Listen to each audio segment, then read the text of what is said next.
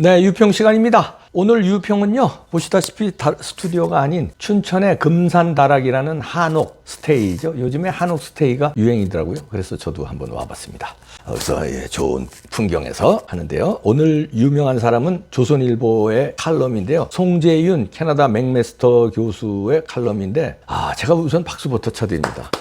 송재윤 교수한테 박수 치는 것도 있지만 조선일보에 박수 칩니다. 왜냐하면 부정선거에 대해서 그동안에 그렇게 방치하고 취재도 안 하고 그래서 섭섭했는데 이제 좀 달라지는군요. 그래서 조선일보에 박수부터 치고 시작합니다. 제목이요. 구멍 뚫린 선거관리 해법은 무엇인가. 부제목을 보니까 세계는 지금 디지털 선거 우려, 캐나다, 호주, 미국서도 중국과 러시아 선거 개입 혐의, 독일성 지방선거 무효 선언도, 한국 선거 전산망 취약성 심각, 대만과 독일은 아날로그로 전환, 우리도 전면 수개표 방식 고려를. 이런 칼럼인데요. 일단 그대로 읽어드립니다. 민주주의가 과연 권위주의보다 우월한가? 그렇다면 왜 그러한가? 쉬운 질문 같지만 정치학의 최대 난제다. 경제개발, 국토방위, 치안 유지 등에서 일사불란한 독재 정권이 좌충우돌하는 민주정권보다 큰 효율성을 발휘하는 사례가 허다하다. 그럼에도 지난 2세기 인류사에서 민주주의는 지속적 확산세를 보여왔다. 2022년 현재 민주주의 국가는 전 세계에서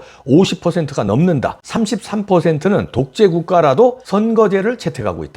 북한이나 중국 같은 폐쇄적 1인 지배는 16% 정도에 불과하다. 80% 이상 국가가 선거제를 채택하는 것은 선거가 권력의 정당성을 보장하는 가장 투명하고 효과적인 방법이기 때문이다. 그 점에서 공명선거는 민주주의의 생명선이다. 선거 관리가 조금이라도 부실하면 선거의 무결성이 훼손된다. 유권자는 그런 선거 결과에 승복할 수 없다. 2022년 11월 독일 헌법재판소는 선거 당국의 총체적 부실 운영을 이유로 베를린 지방선거의 전면 무효를 선고했다. 민주주의 원칙에 따른 합리적 결정이었다. 대한민국 선거관리는 어떤가? 지난 10월 10일 선거관리위원회, 국가정보원, 한국인터넷진흥원의 합동보안 점검 결과에 따르면 국제 해킹 조직이 통상적 방법만으로 투개표를 조작할 수 있고 사전투표소 통신장비에 USB만 꽂아도 선관위의 통신망을 교란할 수 있다. 내부 조력자가 없으면 불가능하다는 선관위 해명은 무책임하고 몰상식하다. 민주주의의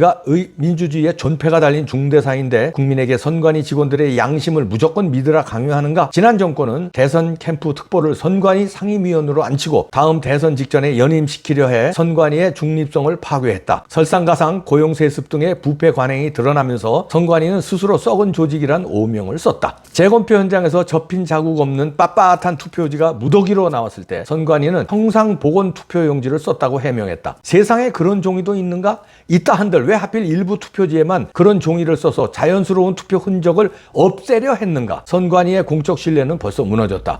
지난 10월 20일 한국 리서치 여론조사에 따르면 과거 선거에서 외부 세력의 투개표 조작이 있었다고 생각하는 응답자가 38.2%에 달한다. 지금은 디지털 전체주의가 세계 민주주의를 공격하는 위급한 상황이다. 최근 캐나다 정부는 2019년과 2021년 연방선거에 중국이 다방면 개입한 혐의를 잡고 조사 중이다. 호주와 미국에서도 중국과 러시아의 선거 개입이 계속 논란이 된다. 자유진영의 최전선으로 중국과 북한에 인접한 대한민국은 더 큰 위험에 상시 노출되어 있다. 선관위 전산망의 취약성이 낱낱이 만천하에 드러났음에도 정부와 국회는 아무 대책이 없다. 5달 앞으로 다가온 내년 총선도 부패한 선관위의 허술한 전산망에 맡기려 드는가? 최근 디지털 전체주의의 만행이 드러나면서 한때 인류를 열광시킨 디지털 민주주의의 환상은 이미 깨졌다. 디지털 선거 관리에 대한 사회적 불신을 해소하는 방법은 의외로 간단하다. 독일이나 대만처럼 선거의 전 과정을 투명하게 아날로그 방식으로 되돌리면 된다. 대만에선 투표가 끝난 투표소에서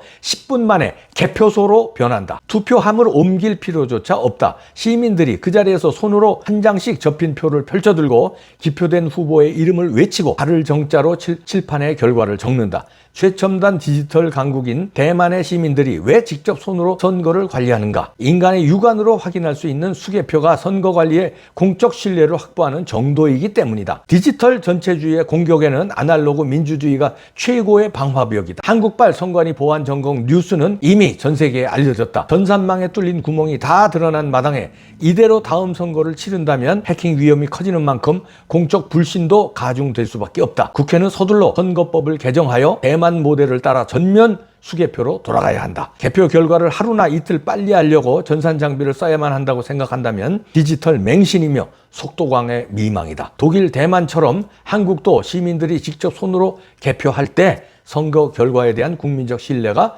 되살아날 수 있다. 힘겹게 이룩한 민주주의를 지키자는데 누군들 설마 그 정도 손품을 못 팔겠는가? 자, 이렇게 조선일보의 칼럼인데요. 자, 진짜 제가 박수를 치고 시작한 게 조선일보에서 이런 칼럼을 실어서 박수를 친 겁니다. 그동안에 지금 칼럼에서 나온 내용을 저도 얼마나 여기 나온 거 이상으로 외쳤죠. 여기 나온 거 제가 하나도 빼놓지 않고 뽕평, 유평, 떠평에서 맨날 방송했어요. 여기 나온 거 하나도 제가 방송 안 한 내용이 없습니다. 그런데 다 무시했고 저뿐만 아니에요. 공병호 박사 등 통계학자, 박영하 교수 등 그 많은 또 6천 명에 달하는 정교모 교수들의 모임 있죠. 6천 명이에요. 그 교수 모임에서도 선포했고 부정선거에 대한 얼마나 많은 학자들, 전문가들이 부정선거 증거를 들이대고 통계 이상한 점 들이대고 다 했는데도 조선일보가 그동안에 그렇게 무시하더니 이제야 송재윤 캐나다 웨스트 교수의 칼럼을 싣는 형식으로 부정선거에 대해서 큰 관심을 보인 데 대해서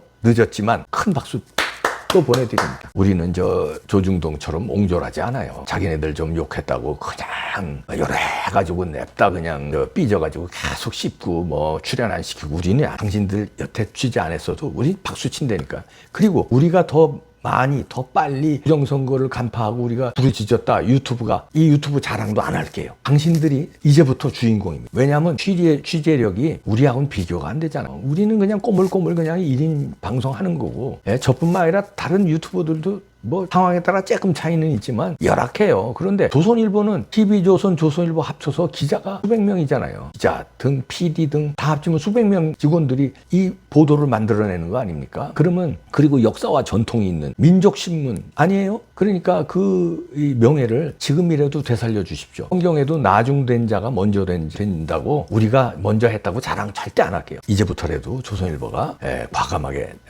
나서 과감하게 아니에요. 왜냐하면 이렇게 다 나왔잖아요. 이거 칼럼 조선일보에 실었잖아요. 그건 이 칼럼을 인정했다는 거 아닙니까? 그럼 이런 부정한 사실이 있는데 이걸 그냥 넘어가면 언론의 사명을 못하는 거 아닙니까? 그래서 당연한 취재를 해달라는 부탁을 다시 해드리고 박수 또 쳐드립니다.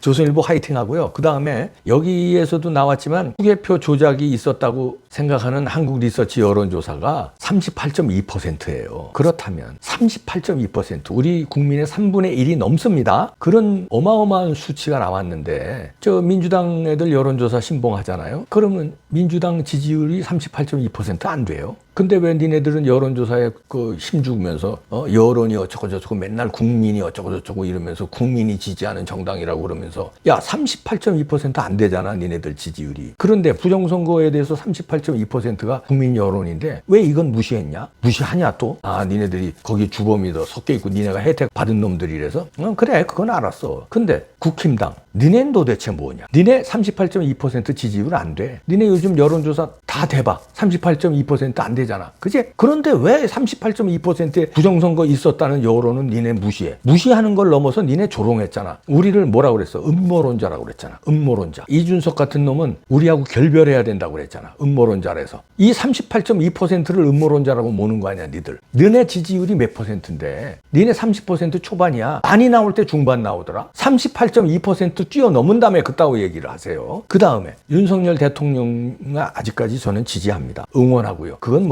이봉규 TV 보시는 분들 다 알 거예요. 매일매일 윤석열 정부 응원하고 윤석열 대통령 응원하고 힘 실어줍니다. 그런데 지지율이 38.2% 안 돼요. 미안한 얘기지만. 아니 그럼 부정선거 여론보다도 안 되는 지지율이신데 왜 이 38.2%의 부정선거 의심하는 국민들 여론을 무시합니까? 윤석열 대통령의 지지율보다도 많은 사람들이 부정선거를 의심하고 속이 터져 죽는데 이거 5달 앞으로 온 총선 이길 수 있나? 우리가 왜 총선 이겨야 되고 져야 되고 여기에 왜 민감할까요? 우리 국민들은요, 여기 38.2%의 국민들은 금배지 달라고 하는 거 아니에요. 대통령 되려고 그러는 거 아니에요. 그저 내가 태어난 이 나라, 나의 조국 대한민국에서 선거에 부정이 없는 나라에서 살고 싶고 내 한 표가 훼손되지 않게 해달라는 거예요. 그리고 민주주의 국가에서 살고 싶다는 거예요. 공산주의로 가기 싫다는 거예요. 그래서 세금 내는 거예요. 세금 얼마나 많이 냅니까? 세금 안 내면 과태료 붙어요. 정당한 권리 아닙니까? 우리 표가 훼손 안 되게 해달라는 이 요구 정당한 거 아니에요? 이 정당한 요구를 어떻게 이렇게 여태까지 묵살했습니까? 묵살하고 왜 무시했습니까? 대통령님, 제가 부탁드릴게요. 아직까지 저는 윤석열 대통령을 응원합니다. 그런데 38.2% 대통령 지지율보다 높은 이 많은 국민들이 부정선거 해결해달라고 하는데 왜 가만히 계십니까? 호소합니다. 그리고 이 칼럼에서 하나 아쉬운 점은요. 마지막 부분에 심격에 이룩한 민주주의를 하루 이틀 개표 결과가 늦어지는 거 손품 못 팔겠느냐 그러는데 하루 이틀 늦어지지 않습니다. 전문가가 얘기하는데 시뮬레이션을 했대요. 수개표하는 거하고 전자개표하는 거하고 몇 시간밖에 차이 안 난답니다. 근데 몇 시간인데 몇 시간을 빨리 하려고 이 기우제를 지납니까? 아이고 제발 부탁합니다. 이번에는 부정 안 타게 해주세요. 제발 부정 안 타게. 그리고 마지막으로 와이프가 저 앞에서 빨리 끝내라고 막 손을 들고 난리인데요. 이 좋은 경치에서 금산다락에서 손을 들고 난리네. 정진석, 내 이놈 책임져라. 충남 부여 개표 현장에서 400 몇십 장 중에서 60 몇 장 틀린 거 그때 전자개표기 나왔잖아. 그래서 소리 지르고 참관인들이 그러니까 그거 다시 리세팅해서 돌려서 당신은 국회의원 당선됐지만 입 쳐닫았잖아요. 여태까지. 내가 내 이놈이라고 하는 거 반격하려면 반격하세요. 윤석열 대통령님 화이팅 힘내시고 부정선거 꼭 밝혀주시고 수개표로 바꿔주십시오. 부탁드립니다. 조선일보 화이팅! 지금부터 취재 쭉쭉 들어가세요. 화이팅!